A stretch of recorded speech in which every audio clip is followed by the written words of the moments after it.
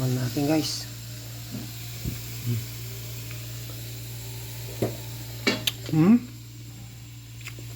Harap. Si datay telinuto tayo nga din nga kaldingan guys. Da kaya pada kay Ilocano ta, muyo no niya tiraman na ratoy. Nagnanam na kayo. Talaga sabsabahan raman na. Mantay yun. Ayan. Almus ako. Ang tutulukan. Bigtan pa lang. Lima. Ay, mahalap ko mag-isa na. Lang. Nagnanam. Ito tayo ng dinuguan na kambing guys. Kambing. Luto tayo. Dinuguan na kambing. Luto tayo ng kambing guys. Dinuguan. Para ka rin nagluluto ng baboy nito. Yung Ricardo. Siyempre, dugo ng kambing ang gagamitin natin guys. Para masarap. Tara guys. Luto tayo ng dinuguan na kambing. Bawang, una, bisa-bisa. Pag nag-golden brown na, lagay na natin yung laso na. Laso na yung gamit natin guys, mas masarap. Lagay na natin yung kambing guys.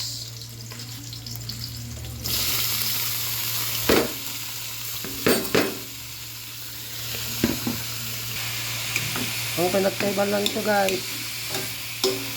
Medyo ilaga lang natin ng konti para lumambot yung balat niya. Yun lang ang pinagkaiban sa baboy. Paminta. Napakasarap to guys. Dinuguan na kambing. Sino nakatikim sa inyo dito guys? Dinuguan na kambing. Gisa lang natin mabuti guys. Saka palambutin natin yung balat. Pag naigisa na natin mabuti guys, lagyan natin ng tubig para lumambot yung balat. Mas masarap. Hintayin natin lang lumambot. Palambutin lang natin yung balat niya guys. Napakabango guys. Masarap. Guys, malambot na yung balat niya guys. Hintayin na lang natin mawala yung sabaw. Guys, malambot na yung balat niya. Sisi lang natin bago natin lagay yung dugo. Dugo ng kambing yung gamit natin na mas masarap. Ang bango niya guys. Napakasarap talaga ng dinuguan na kambing. Ayan, pwede na natin lagay yung dugo. Ayan. Dugo ng kambing yan guys ha. Guys, nalagyan na natin yung dugo. Sarap ng dinuguan na kambing. Sarap. Amoy pa lang. Ulam na. Ayun na guys, luto na. Napakasarap. Kainan na.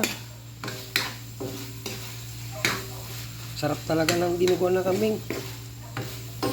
Sarap. Iba talaga.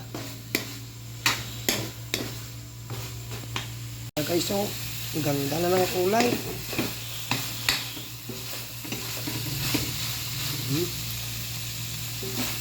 Sarap.